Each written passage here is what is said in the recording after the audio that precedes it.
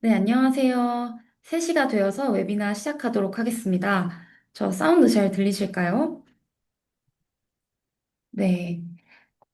오늘 하트카운트 웨비나는 제조 유통사의 매출을 키우는 실전 데이터 활용법이라는 주제로 진행됩니다. 저는 진행을 맡은 정선화입니다. 이번 웨비나는 데이터로 시장을 읽고 최적의 전략을 세워 매출을 키우는 방법을 소개해드리고자 준비했고요. IR 코리아 김윤태 이사님께서 연사로 발표 진행해 주실 예정입니다. 그럼 발표에 앞서 하트카운트를 웨비나에서 처음 알게 되신 분도 있을 것 같아서 간단하게 소개해 드리겠습니다. 하트카운트는 실무자의 데이터 분석을 돕는 셀프 서비스 AI 분석 툴입니다. 전문가의 분석 패턴을 담은 AI 데이터 분석 템플릿, 자유로운 시각화를 무료로 사용해 보실 수 있습니다. 또 하트카운트 ABI는 AI 분석과 통합된 대시보드 솔루션입니다. 지표 모니터링을 넘어 실무자가 직접 데이터에서 답을 찾는 데이터 기반 조직을 만들고 싶으시다면 문의해 보세요. 네, 또한 하트카운트 커뮤니티를 통해 실무자들에게 필요한 다양한 형태의 데이터 콘텐츠를 제공하고 있습니다. 하트카운트 학습에 도움이 되는 실습 예제나 다른 사용자들의 분석 사례를 확인해 보실 수 있으니까요. 한번 무료 사용자가 되셔서 콘텐츠 발행을 놓치지 말으셨으면 좋겠습니다. 네, 오늘 진행되는 웨비나는 향후 유튜브와 팟캐스트 오디오로 다시 한번 청취하실 수 있습니다. 네, 그럼 이제 본격적으로 웨비나를 시작해 보려고 하는데요. 연사 소개를 한번 드릴게요. 발표 진행해 주실 IR 코리아의 김윤태 이사님께서는 LG전자, GFK 등에서 글로벌 마케팅과 데이터 기반 프로젝트를 이끌어 오셨고, 현재는 이커머스 서비스 디렉터로 활동하고 계십니다. 풍부한 경험을 바탕으로 데이터가 어떻게 실제 성과로 이어질 수 있는지 인사이트를 전해주실 예정이니까요. 준비된 자료로 발표 한번 들어보시고 사전 질문을 바탕으로 저희가 Q&A 세션을 이어서 진행하게 됩니다. 현장 질문도 2가지 정도 받을 수 있는 시간이니까 꼭 집중해서 들어주시고 궁금한 부분이 있으시다면 채팅을 통해서 질문 주시면 좋겠습니다.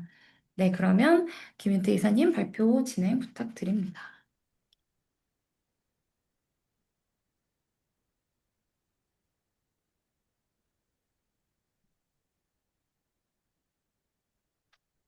네, 안녕하세요. IR 코리아의 김윤태라고 합니다. 근무 시간인데도 또 많은 분들이 또 참석해 주셔서 감사하고요. 오늘 제가 말씀드리고 공유할 사항은 일단은 제조사랑 유통사에서 데이터 마케팅을 어떻게 하면은 매출과 그다음에 뭐 효율성 이런 부분을 달성할 수 있는지에 대해서 소개를 해드리려고 합니다. 뭐 간단하게 뭐 저에 대해서 말씀을 드리면은 저는 LG전자에서 사회생활을 맨 처음 시작을 해서 뭐 경영기획, 그다음 마케팅 기획, 그다음에 해외 마케팅을 에서 근무를 했고 그다음에 이제 GFK라는 마켓 리서치 회사에서 삼성 대상 그다음에 여러 전자회사를 서비스했고 그 안에서 데이터 분석 컨설팅을 진행을 했었습니다. 그리고 이제 지금 현재는 지금 IR 코리아에서 근무를 하고 있고, 그래서 일단 오늘 전해드리기 전에 저희 회사에서는 크게 3가지 서비스가 있습니다. 일단은 온라인 마켓 인텔리전스라는 서비스하고, 그리고 오프라인 마켓 인텔리전스, 그다음에 다이나믹 프라이싱 크게 3가지 서비스가 있고요. 온오프라인 마켓 인텔리전스라는 이 마켓 인텔리전스 서비스는 여러 온라인 사이트들, 그 다음에 오프라인의 유통사, 뭐, CU 아니면 뭐 이마트 뭐 이러한 여러 유통사들의 매장별 데이터를 서비스하고 해당 데이터를 가지고 저희가 분석 서비스도 진행하고 있습니다. 다이나믹 프라이싱은 여러 뭐 쿠팡 때문에 많이 들어보셨겠지만은 요즘 온라인에서는 소비자의 수요에 따라서도 가격이 변화되고 특히나 쿠팡 같은 경우에서는 하루에 7번 이상씩 가격이 변화되는 그러한 현상도 발생함으로써 이 변화되는 온라인의 가격을 매 시간 추적을 하고 그다음 최적 가격을 제한하는 서비스입니다. 그래서 저희가 이제 저희 서비스와 그다음에 하트 카운트의 다이나믹 대시보드를 활용을 해서 저희가 서비스를 진행을 하고 있고요. 지금 보시는 화면은 저희 온라인 마켓 인텔리전스 서비스에 대해서 간단하게 제가 캡처한 화면 중이고요. 여기에 나오는 여러 가지 지표라든지 그다음에 데이터에 대한 것들을 활용을 해서 어떻게 분석을 진행해서 성과로 이어지는지에 대해서 말씀드리도록 하겠습니다. 먼저 데이터 마케팅에 대해서 한번 짚고 넘어가야 될 부분이 있을 거는 같아요. 그래서 데이터 마케팅이라고 하면은 일반적으로 디지털 마케팅이라든지 아니면 이제 온라인에서 발생되는 여러 가지 마케팅들, 특히나 뭐 퍼포먼스 마케팅, 뭐 그로스 마케팅이라고 말씀들을 많이 하시는데 제가 봤을 때는 조금 다른 시각을 가지고 있습니다. 대부분이 지금 데이터만 가지고 생각한다라고 해서 온라인에서만 국한해서 생각을 하시는데 제가 온라인에서 말하는 퍼포먼스 마케팅이나 그로스 마케팅 같은 경우에는 기본적으로 소비자의 원츠라든지 아니면 구매, 즉 소비를 촉진시키는데 조금 한정되어 있습니다. 근데 이제 저는 이제 뭐 제조업에 기반이긴 하지만은 저희가 생각하는 데이터 마케팅이라고 하면은 조금 더 마케팅의 의사결정을 진행을 할 때 객관적이고 합리적이고 과학적인 의사결정을 지원하는 것으로 생각을 하고 있습니다. 그래서 일반적으로 퍼포먼스 마케팅이라는 것에 더해서 니즈를 자극할 수도 있을 거고, 그 다음에 내부적으로는 제품 운영 관리에 대한 것도 포함되는 게 데이터 마케팅이라고 보고 있습니다. 그래서 전통적으로 우리가 회사에서 시장 전략을 짜고 그다음 마케팅을 실행하고 실행한 결과에 대해서 평가하는 일련의 전반적인 활동에 대해서 각 부분에 발생되는 데이터를 가지고 분석해서 마케팅 활동에 대해서 효율성과 효과성을 증진시키는 것을 데이터 마케팅이라고 하는 인식을 조금 전환할 필요가 있다라고 생각하고 있습니다. 제조업 같은 경우에서는 유통사들도 비슷하겠지만은 여러 가지 브랜드가 있고요. 브랜드 안에는 여러 상품들, 그리고 그 상품들을 판매하는 여러 리테일러들이 존재하고 그 각각의 리테일러마다 여러 프로모션들이 존재합니다. 또한 이 프로모션에 따라서 가격 할인에 대한 것도 달라지고, 그다음에 프로모션의 형태도 달라지게 될 거고요. 그 다음에 이제 또 하나는 이런 제품들을 제공하기 위해서 발생되는 서플라이 체인 매니지먼트도 발생됩니다. 우리가 유통사에 들어가게 되는 셀인이라는 것도 있게 있을 거고요.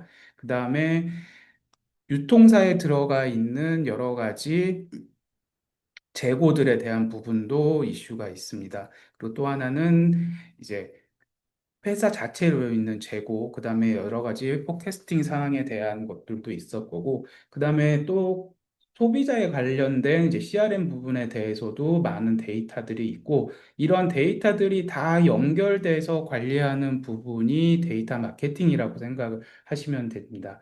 제가 예시로 이렇게 지금 적어놨는데, 이 정도에 있는 제조업이나 유통사의 전반적인 부분에 대해서의 이 정도의 데이터가 있다 하더라도 이 데이터들의 조합으로서 분석을 해서 의사결정을 하는 구조라고 했을 때 이 정도 구조만 해도 거의 2만 6천 개의 데이터 조합 분석이 필요합니다. 그래서 이러한 것들을 저희는 데이터 마케팅이라고 생각을 하고 있고요. 그래서 이제 데이터 마케팅이란 거는 앞서서 말씀도 드렸겠지만은 결국에는 키 비즈니스 퀘스천을 해결하는 일련의 활동이라고 볼 수 있습니다. 제가 지금 여기 적어놨던 많은 이 질문들은 회사에서 항상 듣는 질문일 거고, 이런 질문에 대한 답을 찾는 데에서 얼마나 객관적인 답변을 가져가느냐가 중요합니다. 시장이라든지 경제 환경을 우리가 파악을 할 때 성장하고 있는 시장, 그리고 온라인 사이트는 또 어디고, 그 다음에 경쟁사가 집중하는 데는 어디며, 그 다음에 우리가 경쟁사 대비 우리 약점은 뭐고, 강점은 뭐고, 그다음 우리가 경쟁사를 캐치업하기 위해서 푸시하고 뭐 집중해야 될 제품군은 또 무엇이고 또 하나는 우리가 매달 아니면 매주 점유율에 따라서 성장하고 하락하는 원인도 우리가 파악을 해야 되고 신제품은 냈을 때 성과가 잘 나고 있는지 아니면은 성과가 나지 않는 모델들 혹은 상품들에 대해서 단종을 해야 되면 단종의 기준은 어떻게 잡을 거고, 그 다음에 쿠팡의 이런 다이나믹 프라이싱 때문에 가격을 흐리고 있는 블랙셀러들에 대한 건 또 어떻게 찾고 얘네들에 대한 관리는 어떻게 하고, 물론 이 모든 마케팅 활동에 발생되는 비즈니스 퀘스천에 대한 객관적인 답을 찾아가는 거를 데이터 마케팅이라고 정의하고 있습니다. 그래서 그중에 먼저 온라인 지표에 대한 거를 한번 소개를 해드리고 싶어요. 우리가 일반적으로 제조사나 유통사에 됐을 때 보통 우리가 KPI로 선택을 하는 것들은 점유율, 판매량, 뭐 이 정도로 갖고 가고 있지만은 온라인에 대해서는 조금 다른 지표에 대한 정의와 이 지표를 활용해서 어떻게 나의 위치와 경쟁사의 현황과 경쟁력을 파악하는지에 대한 거를 소개를 해드리려고 합니다. 기본적으로 지금 위에 보시면은 다 한 번쯤은 들어보셨을 건데, 판매 수량, 상품 수, 그다음에 쉘프 쉐어라는 거는 온라인 상에서의 노출되는 그 위치를 얘기합니다. 우리가 쿠팡에 들어가서 냉장고를 검색했을 때, 아니면 냉장고 카테고리에 들어왔을 때 처음부터 밑에 단까지에 발생되는 상품에 나열되는 그 위치들, 그래서 그 위치들에서의 쉐어, 나의 쉐어가 얼마나 되는지, 그 다음에 100위까지 갔을 때의 쉘프 쉐어, 그리고 그 안에서의 이제 수량 점유율, 그 다음에 금액 점유율이 크게 6개로 저희가 볼 수 있습니다. 이 단순한 이 지표만 가지고도 어떤 의미와 해석을 할 수 있겠지만은, 이 지표들의 조합으로도 우리가 또 다른 분석을 할 수 있습니다. 판매 수량과 상품 수를 갖고 지수화를 하면은 상품 매출 효율성 지수를 만들 수 있습니다. 운영 중인 상품 한 개당 매출로 얼마나 내가 매출을 일으키고 있는지, 그래서 판매량 나누기 자사운영 수Q 개수를 하게 되면은 어떤 운영되는 상품에 대한 효율성을 측정을 할 수가 있고요. 그 다음에 상품 수랑 셀프 쉐어를 가지고 상품 효율성 지수라는 거를 만들 수 있습니다. 전체 셀프 쉐어 나누기 상품 수를 하게 되면은 자사의 전체적인 현재, 그러니까 온라인 사이트 안에서 얼마나 노출되고 있는지, 내가 가지고 있는 전체 스큐가 100개였는데 온라인상에는 20개밖에 없다. 그럼 20%, 경대 경쟁사는 100개를 가지고 있는데 60개가 노출이 되고 있다. 그래서 이런 식으로도 비교를 할 수가 있고요. 그다음 셀프 쉐어 토탈과 셀프 쉐어 탑 100으로 봤을 때는 셀프 쉐어에 대한 효율성입니다. 다들 아시다시피 쿠팡이나 네이버에서 광고하고 그다음에 최대한 상단으로 노출하기 위해서 되게 많은 노력들을 하고 있는데, 탑 100에 들어왔을 때가 해당 카테고리에서 전체 카테고리의 탑 100이 한 80%의 매출을 일으키고 있습니다. 그래서 나의 상품이 탑 100에 얼마나 많이 들어와 있는지도 중요하니까, 결국에는 탑 100에서의 나의 쉘프 쉐어 나누기 토탈 쉘프 쉐어가 되면은 이게 쉘프 쉐어의 효율성을 의미하고요.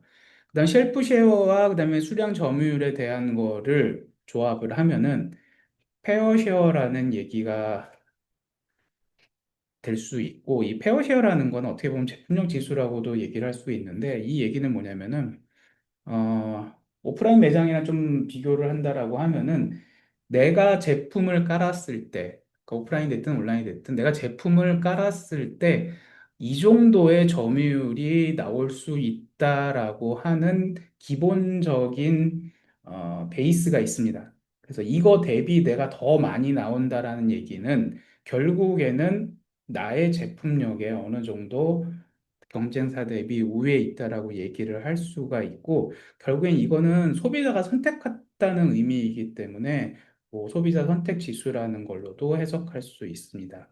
그래서 세일즈 수량 점유율 나누기 쉘프 쉐어 탑 100을 했을 때가 페어 쉐어라는 이게 나올 수 있고, 그 다음에 수량 점유율과 금액 점유율을 가지고 프리미엄 지수를 만들 수 있습니다. 밸류 쉐어 나누기 유닛 쉐어를 하게 되면은 한마디로 내가 얼마나 적은 상품을 팔아도 금액에서는 점유율이 높다는 얘기는 고가의 상품을 많이 팔았다는 얘기이기 때문에 이 프리미엄 지수를 가지고 자사와 경쟁사를 비교해 봤을 때 우리의 프리미엄에 대한 척도를 구할 수가 있습니다.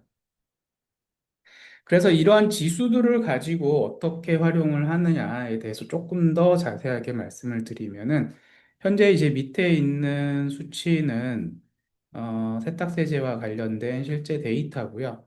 어, 세탁세제에서 이제 유명한 제조사들 5개에 대한 이 스파이더 맵을 그린 사항입니다. 그래서 이제 핵심 지표는 이제 수량 점유율, 금액 점유율, 그다음 프라이스 인덱스, 스큐 쉐어, 쉘프 쉐어입니다.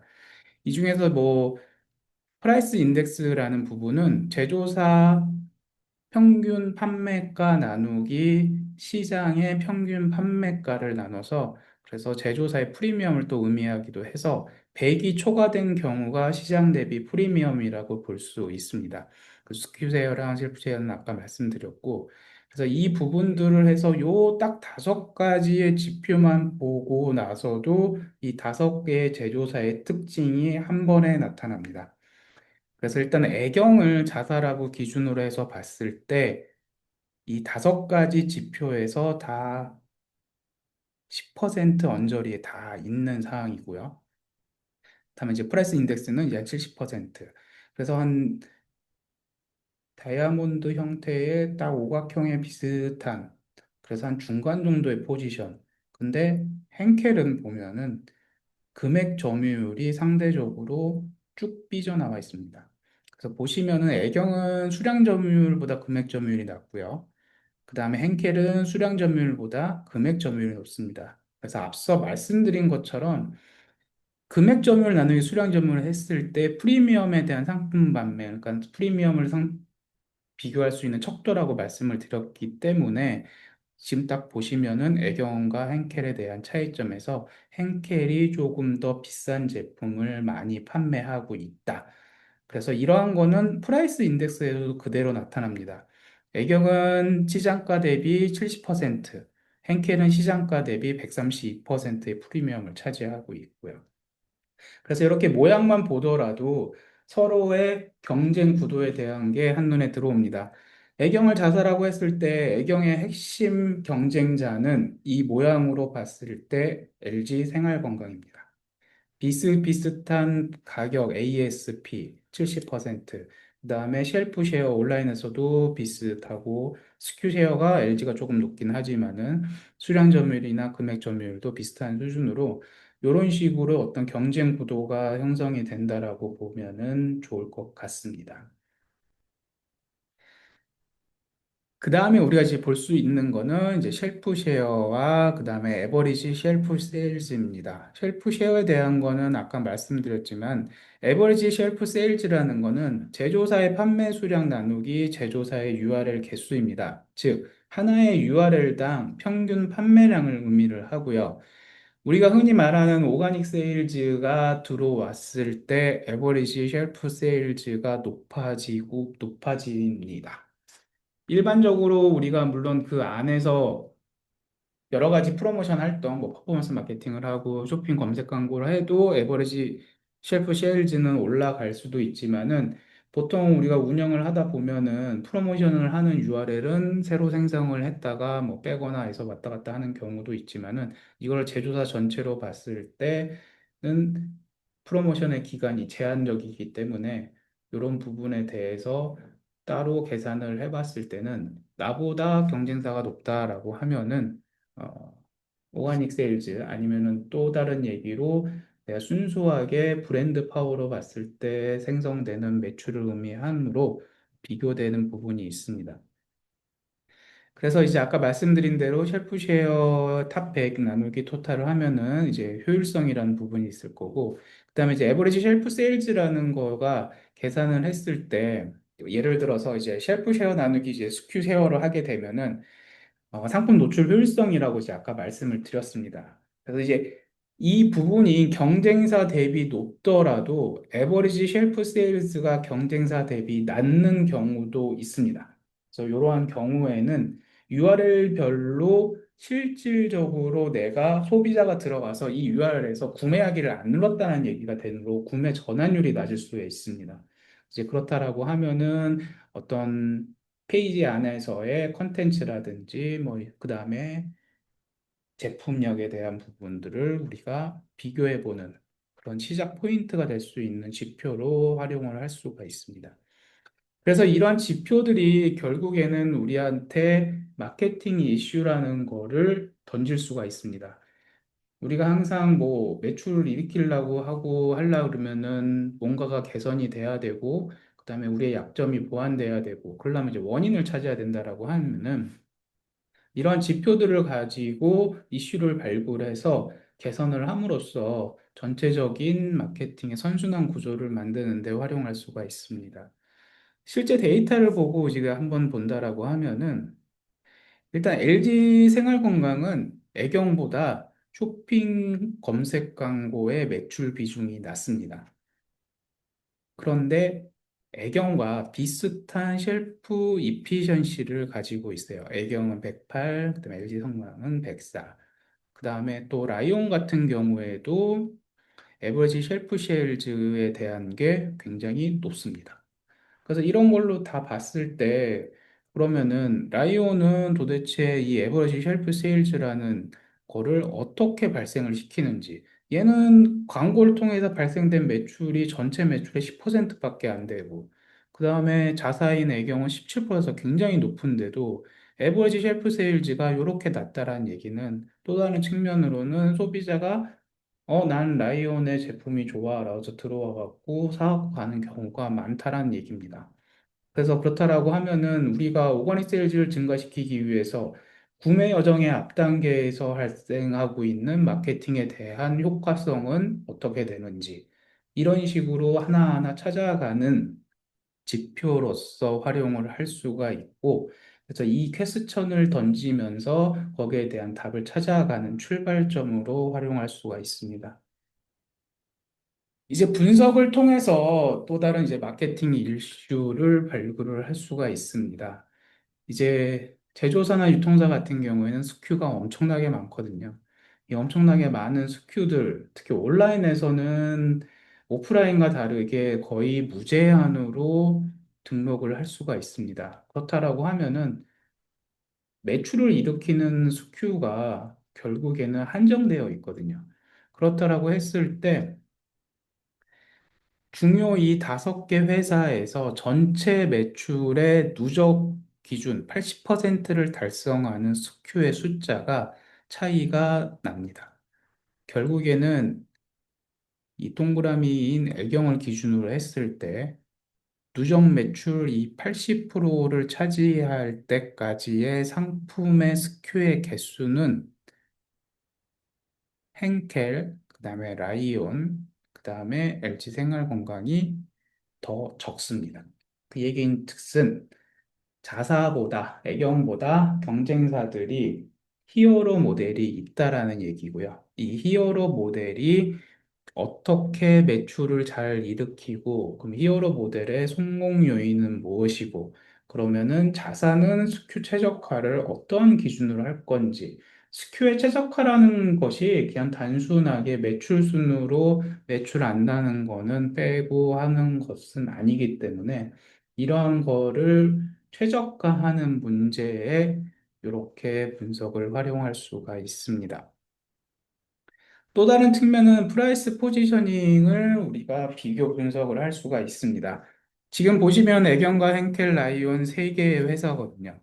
여기서 지금 보면은 이제 Y축은 낱개 상품 판매가, 온라인에서는 워낙 이제 묶음 상품이 많다 보니까 낱개 상품 판매가로 전환을 했고, 그 다음에 X축은 판매량입니다. 그리고 이 안에서의 색깔별은 세탁 세제의 용량 단위.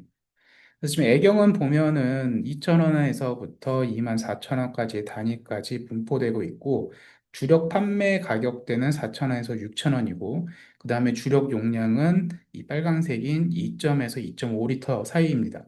보시면은 2.0에서 2.5리터의 판매 가격이 4,000원에서 심지어 24,000원까지 분포를 하고 있어요. 기본적으로 용량이 많으면 비싸지는데 요 용량대가 여기까지 침범을 하고 있는 거고요. henkel을 보면은 딱 깔끔하게 2.5에서 3리터 사이가 주력이고 얘네는 만 원에서 딱 2만 원까지. 근데 대부분은 만 원에서 14,000원으로 포지셔닝이 되어 있고 이 밑에 단계인 1.5리터에서 2리터짜리는 4,000원에서 8,000원. 라이온 같은 경우에도 더 깔끔하게 주력 상품은 3.5에서 3.5리터이지만은 여기도 이렇게 프라이스 포지셔닝이 깔끔하게 존재합니다. 그래서 결국에는 상품 운영과 관련된 프라이스 포지셔닝을 딱 비교해서 이렇게 형성된 프라이스 포지셔닝은 서로의 상품 간에서도 카니발레이제이션을 일으켜서 결코 좋은 매출과 매출 효율성을 달성할 수가 없습니다. 그 다음에 또 예를 들자라고 하면은 네이버의 라이브 방송에 대한 부분도 최적화를 할 수가 있습니다. 각각의 경쟁사에서 샵 라이브라든지 그다음에 쇼클립, 그다음에 일반 판매분의 데이터를 분석을 했을 때 어느 시간대에 어느 경쟁사가 얼마나 매출을 일으켰고 어느 요일에 집중되어 있다라고 했을 때 가장 내가 들어가기 좋은 최대한 경쟁이 없는 부분 아니면은 이 부분에서는 소비자가 가장 많이 선택할 시간대라든지 이러한 부분을 선택할 수 있는데 또한 데이터를 활용할 수가 있습니다. 그 다음에 우리가 요즘에 이제 쿠팡들을 많이 쓰는데요. 제조사 입장에서는 쿠팡은 결코 좋은 거래소는 아닙니다. 왜냐하면은 쿠팡이 다이나믹 프라이싱을 하면서 최저가를 자동으로 매칭하고 가격을 하락시키고 하락돼서 쿠팡의 마진도 같이 하락이 되면은 하락된 마진의 금액만큼을 제조사에 청구합니다.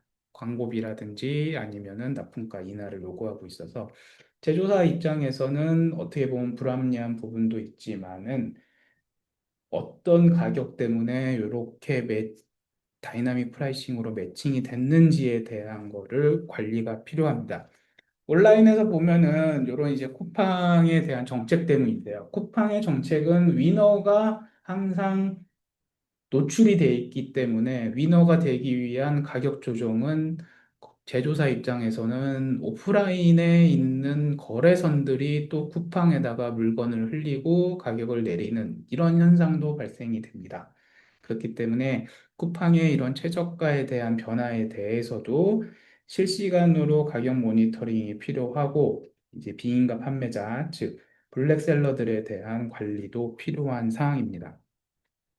그런데 이런 온라인 최저가를 우리가 찾는다라고 했을 때 가장 어려운 점은 보시다시피 너무나 다양한 상품 구색입니다. 한 개짜리도 팔고 한 개짜리의 가격도 하나는 16,050원, 16,760원, 13,000원.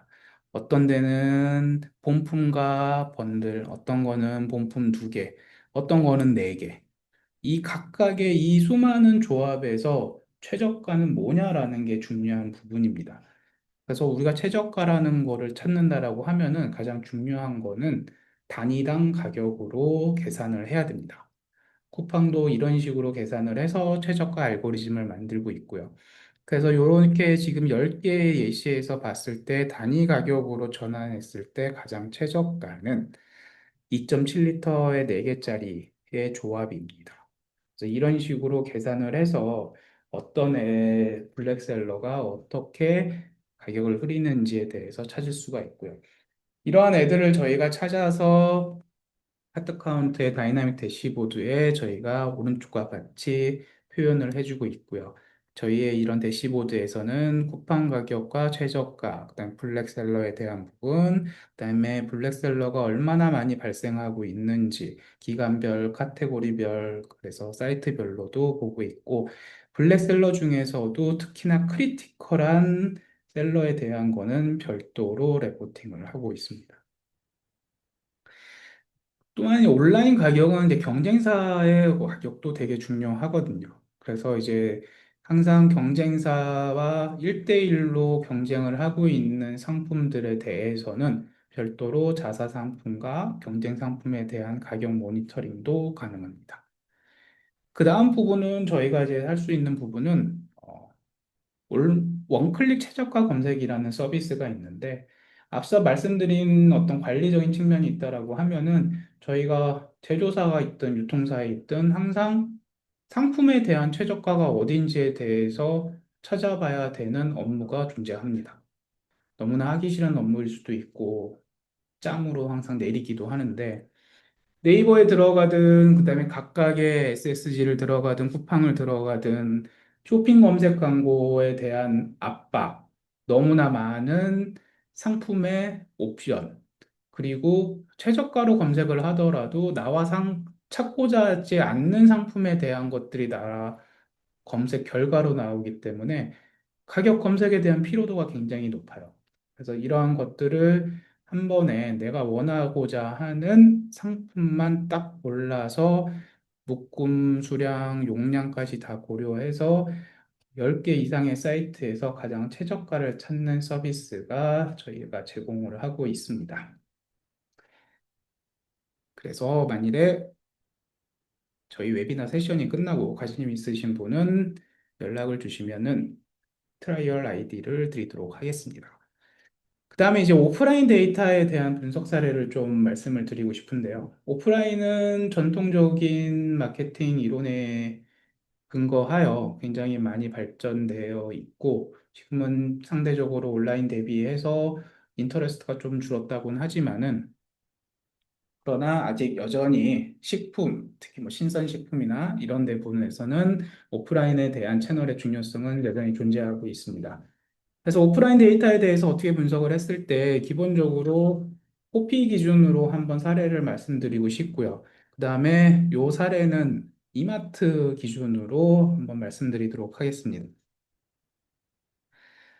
이마트의 매장 내에서 가장 성장 잠재력이 높은 점포를 확인하고 매출을 어떻게 하면 올릴 수 있는지에 대한 상품 분석의 사례로 첫 번째로는 카테고리, 내가 만일에 고추장이다, 아니면 간장이다 하는 어떤 카테고리의 매출이 가장 높은 A급 점포를 확인하는 게 필요하고요. 그 다음에 A급 점포인데 자사의 점유율이 낮은 점포를 파악해서 이 해당 점포들이 내가 앞으로 개선해야 되고, 그 다음에 여기서의 매출을 끌어올려서 전반적인 이마트라는 유통사에서 매출을 끌어올릴 기회 점포로 정의를 합니다. 그래서 이 기회 점포에 대한 상품 분석으로 일단 뭐 기본적으로 상권에 맞는 상품에 대한 구성, 그 다음에 해당 점포에 입점이 되어 있지 않는 상품들, 그 다음에 매대 효율성을 따졌을 때 퇴출해야 될 SKU, 그래서 이런 것들에 대한 상품들의 가격, 그 다음에 또 매장마다 가장 효과적인 프로모션이 조금씩 조금씩 다른 부분이 있기 때문에 효과적인 판촉 분석들을 통해서 내가 기회 점포에서의 매출을 끌어올릴 수가 있습니다. 그래서 기본적으로 우리가 BCG 매트릭스를 이용해서 스타 점포, 카우 점포, 니치 점포를 우리가 정의를 하고 각각에 해당하는 4분면에 있던 애들을 중에서 우리가 이제 카우 점포에 대한 것들을 타겟으로 해서 여기서 우리가 분석을 진행할 수가 있습니다. 실제 데이터로 한번 보면은 X축은 각각의 점포에 대한 매출 순위로 정리가 되어 있고, 그 다음에 Y축은 매출입니다. 검은색은 자사 매출, 그 다음에 회색은 경쟁사 매출로 전반적으로 실선은 자사의 점유율, 그 다음에 빨간 점선은 자사의 평균 점유율입니다. 매출이 높은데도 불구하고 자사의 점유율이 낮은 이러한 점포들이 아까 말씀드린 우리가 생각하는 기회 점포라고 볼 수가 있고요. 이 기회 점포에서 어떻게 하면 매출을 끌어올릴까? 어떻게 하면 상품을 선택을 할까라고 했을 때 기본적으로 이렇게 분석을 할 수가 있습니다. 이마트 전체에서 자사 상품 중에 가장 판매가 잘 되는 애들의 내림차순과 그 다음에 이마트 자체의 실적이 좋은 점포들만 그룹을 했을 때, 요 전체 상품 탑셀링 10개, 20개에 대한 애들의 매출을 같이 보고, 그 다음에 내가 선정한 기회 점포에서의 동일한 상품들의 매출을 봤을 때, 이렇게 누락되어 있는 스큐들이 있을 수 있습니다. 그래서 이런 부분들에 대한 입점 전략을 바로 세울 수가 있고, 그다음에 이런 오프라인은 대리점 영업이 되어 있기 때문에 이런 상품을 입점시키는 데에 여러 가지 인센티브 정책도 같이 활용을 할 수 있습니다. 그다음에 이제 프로덕트의 부분이고요. 우리가 항상 신상품을 내놨을 때 신상품이 매출 효과가 있었는지, 아니면은 이 신상품이 내 기존 상품들에 대한 매출을 잠식시키고 있는 건 아닌지, 이런 부분들을 분석할 수 있는 방법입니다. 신규 상품을 우리가 런칭을 했을 때 기본적으로 기존에 있는 SKU만 판매하는 매장의 그룹, 그 다음에 오로지 신규 상품만 입점되어 있는 매장들의 그룹. 그래서 기존 SKU와 신규 SKU가 중복으로 입점되어 있는 그룹. 세 개의 그룹을 가지고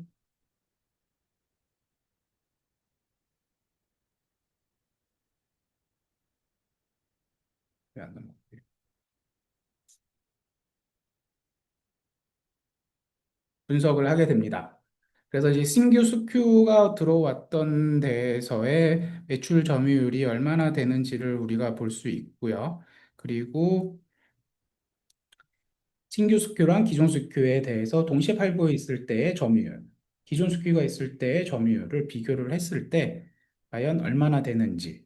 그래서 지금 현재 봤을 때는 신규 스큐로 했을 때 출시 후 한 2주 정도 봤더니 3.8% 점유율, 그 다음에 동시에 닫고 왔더니 한 5.3% 점유율, 기존 스큐로만 했더니 3.6%로 약간씩 슬라이틀리 하락하는 걸 봤을 때 일단은 신상품에 대한 거는 어느 정도 매출 창출을 일으키고 있다. 이렇게 우리가 볼 수가 있습니다. 그 다음에 이제 신규 상품이 출시됐을 때, 아, 내가 이게 신상품이 잘 가고 있느냐, 안 가고 있느냐. 우리가 항상 매출로만 생각할 수도 있는데, 매출에 대한 지표보다는 조금 더 과학적이고, 그 다음에 여러 가지의 기준점을 설정을 할 수가 있습니다. 과거에 신상 스큐들에 대한 출시 후 초기 2달에서 3달 정도의 성과를 최소 위클리 정도의 단위로 분석을 하고요. 그 다음에 이 상황에서 성공한 스큐들에 대한 부분, 성공하지 못한 스큐에 대한 부분을 서로 나눠서 성공한 스큐들에 대한 패턴을 추출해서 이 각각의 성공한 스큐 그룹에서의 여러 지표들에 대한 하나의 기준점을 우리가 산출을 할 수가 있습니다. 그래서 성공한 스큐들에 대한 게 초기 런칭했을 때 취급률이 얼마나 되고, 그 다음에 점포 내에서의 또 점유율은 어떻게 되고, 그 다음에 가격에 대한 건 어떻게 됐는지를 다 분석을 해서 내가 신상품을 내놨을 때 성공 상품으로 가고 있는지 안 가고 있는지를 조기에 확인할 수 있습니다. 아, 이게 성공하기 힘들겠다라는 게 초반에 우리가 확인이 된다라고 하면은 별도로 이 싹수가 보이지 않는 상품에 대해서 추가 투자를 할 필요는 없다라는 거죠. 그다음에 이제 프라이스 부분입니다. 카테고리 내에서 가장 성장이 높게 갈 수 있는 가격대. 그다음 또 하나는 우리가 늘상 KPI 보고를 하면은 원인 분석을 하는데 매출 증감 효과에 대한 원인을 어떻게 분석할 수 있을지에 대한 거를 소개를 해드리겠습니다. 기본적으로 뭐 이제 가격대에 대해서 X축 가격대, 매출액, 버블 사이즈는 상품에 대한 매출액을 했을 때 기본적으로 상품의 매출이 집중되는 가격대가 분명히 존재를 하고요.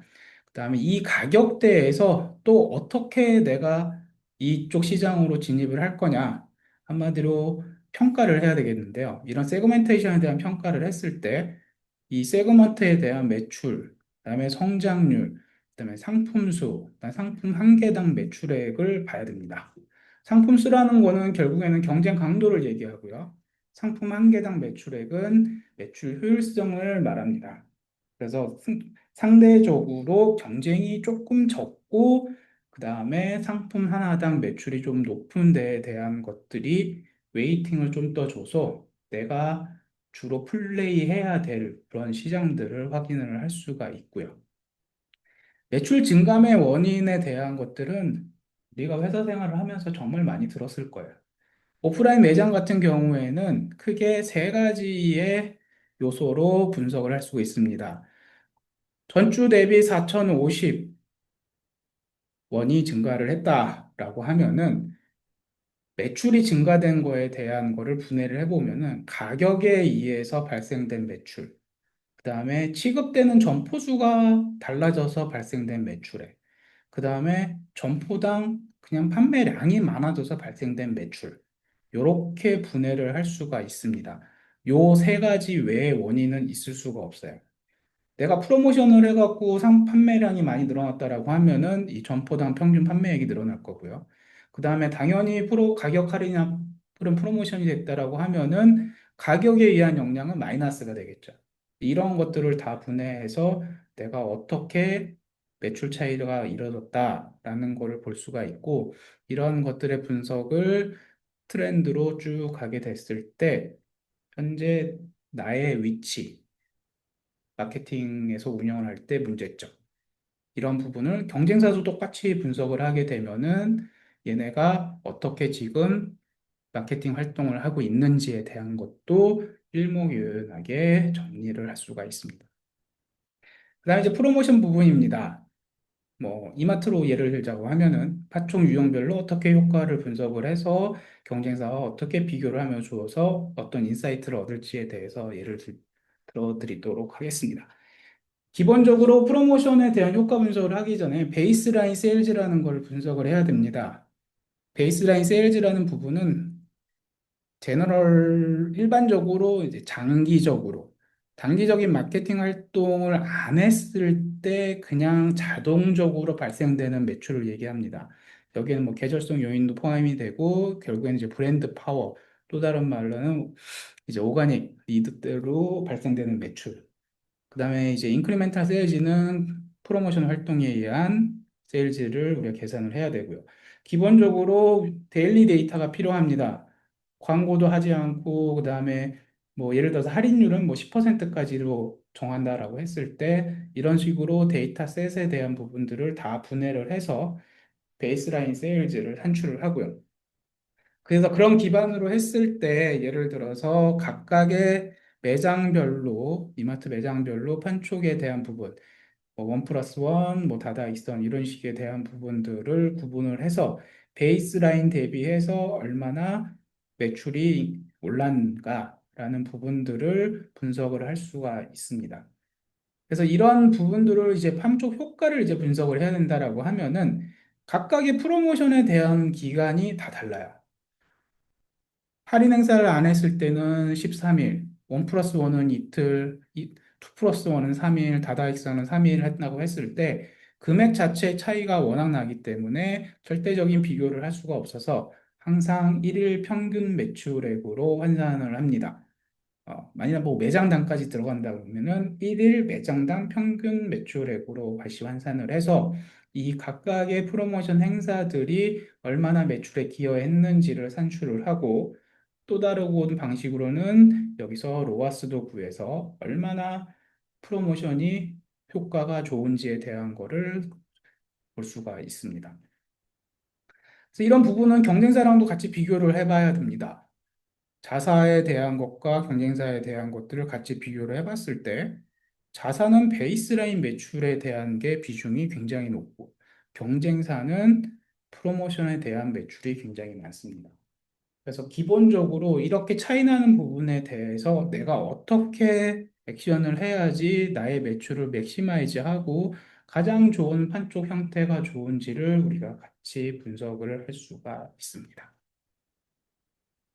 제가 오늘 준비한 부분은 여기까지고요. 기타 질문 사항이 있으시면은 편하게 말씀해 주시거나 채팅창에 적어 주시면 감사하겠습니다. 네, 좋은 발표 감사드립니다. 그럼 이어서 Q&A 세션 진행하려고 하는데요.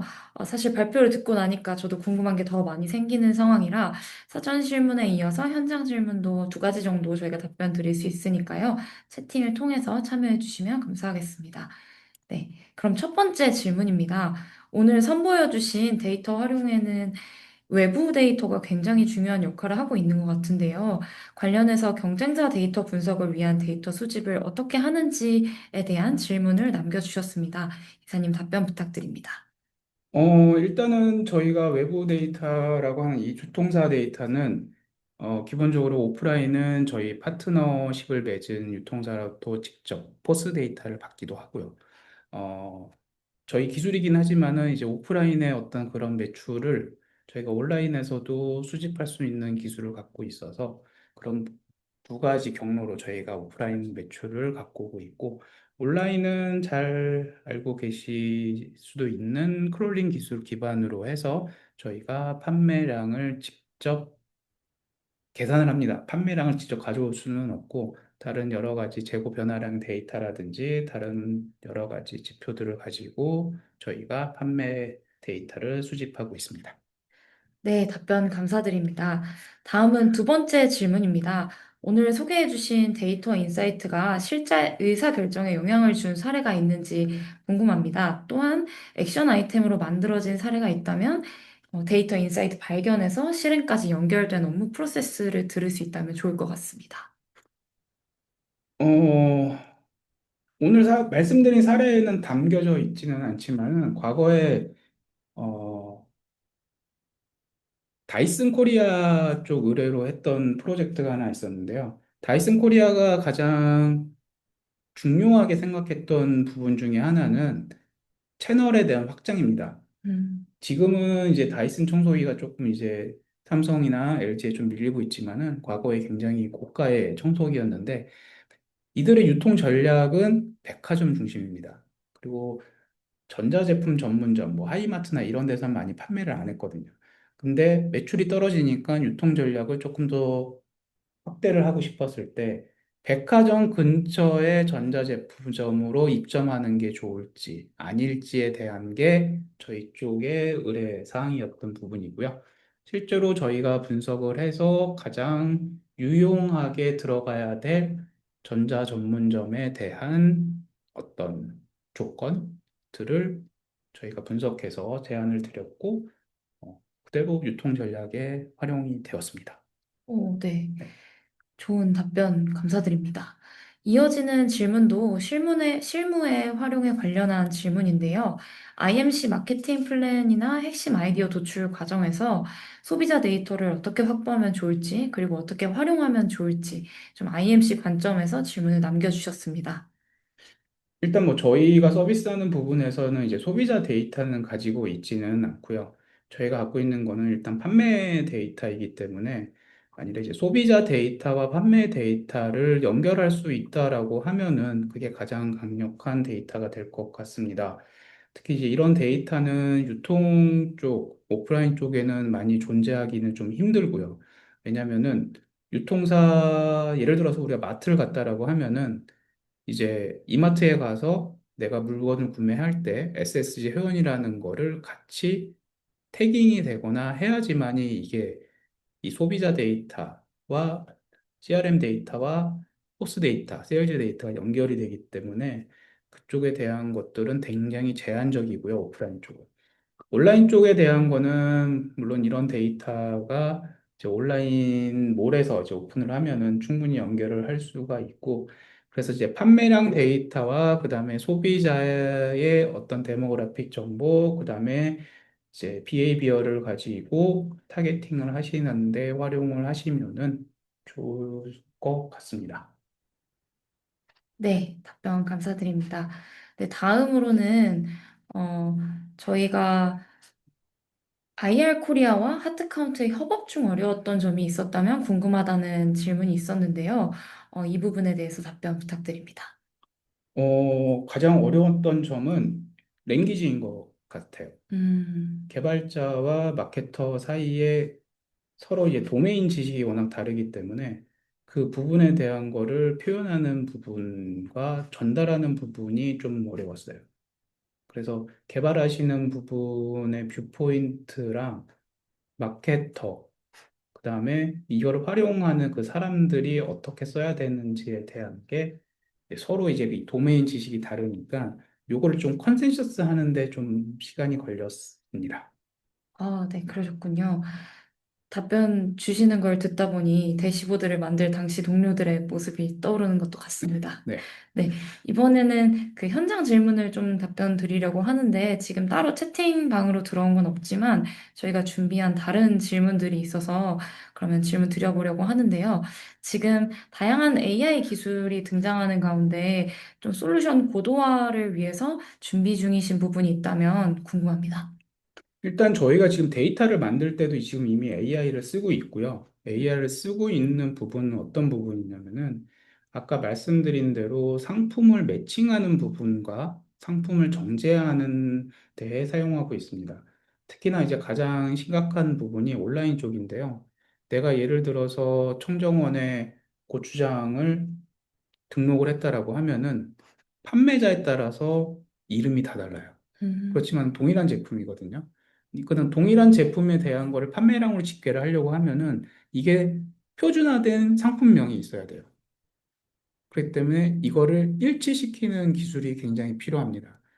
그걸 사람이 하면은 인건비를 감당 못해요. 어, 그래서 그거를 정제할 때 저희는 멀티모달 알고리즘을 사용을 해서요.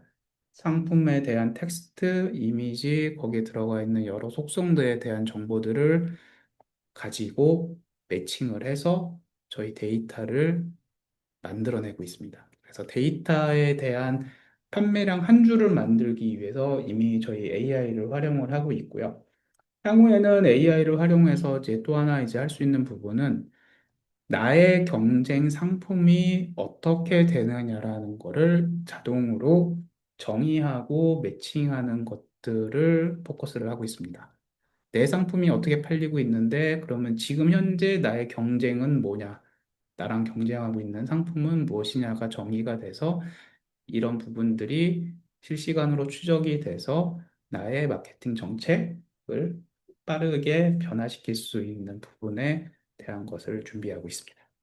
네, 답변 감사드립니다. 지금 AI 기술도 상당히 많이 접목이 돼 있고 앞으로도 계획이 있으신 것 같아서 향후 솔루션도 굉장히 기대가 됩니다. 다음으로는 제가 좀 궁금했던 질문인데요. 다이나믹 프라이싱 대응은 좀 즉각 대응이 굉장히 중요한 부분일 것 같은데요. 사실 현업에서는 이제 인사이트를 발견할 시간과 의사결정 그리고 실무에 적용하는 속도가 조금 따라가지 못하는 경우가 있을 것 같습니다. 그러면 이제 좋은 인사이트를 발견했더라도 실무에 영향을 미치기 힘든 경우도 있을 것 같은데 이를 극복하는 방법이 혹시 있을까요? 이 부분에 대한 거는 이제 프라이싱에 대한 정책이 먼저 사전에 내부적으로 컨센서스가 돼야 되고요. 어, LG전자 해외 쪽에서 저희 서비스를 하고 있을 때 프라이싱의 룰이 있습니다. 음, 그래서 해외에서 만일에 LG닷컴 독일에 판매하고 있는 텔레 TV의 가격이 독일의 미디어마크트라는 유명 유통사의 가격이 변화했을 때 그 가격 대비 나는 한 110% 수준으로 하겠다. 아니면은 어떤 시즌에는 90%로 하겠다. 뭐 이러한 룰을 사전에 딱 정해놓고 나면은 그 시장가 변화에 대한 거를 빠르게 적용할 수가 있습니다.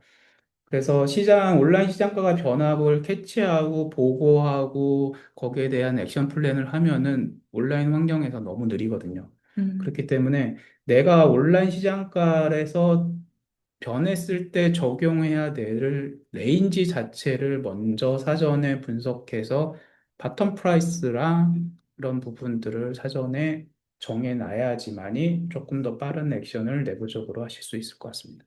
네, 실무와 연관한 좋은 답변 감사드립니다. 네, 그럼 오늘 준비된 웨비나 순서는 여기까지고요. 귀한 시간 내주셔서 참석해주신 모든 분들께 감사드립니다. 혹시 더 궁금하신 내용이 있다면 하트카운트 슬랙이나 혹은 연사님 메일 통해서 질문 남겨주시면 친절하게 답변 드리도록 하겠습니다. 저희가 간단한 만족도 설문에 참여해주신 분들께 오늘의 발표 자료를 공유 드리려고 합니다. 오늘 들으신 발표가 유익하셨다면 설문에 참여하시고 자료를 받아보셨으면 좋겠습니다. 또한 오늘 발표 중간에 한번 공유 드렸던 원클릭 최저가 검색 서비스의 트라이얼 신청도 함께 받고 있으니까요. 꼭 참여 부탁드립니다. 참여 방법은 저희가 다시 보기와 함께 메일로 한 번 더 안내 드릴 수 있도록 하겠습니다. 그럼 바쁜 시간 내어 참여해주신 모든 분들 감사합니다. 감사합니다.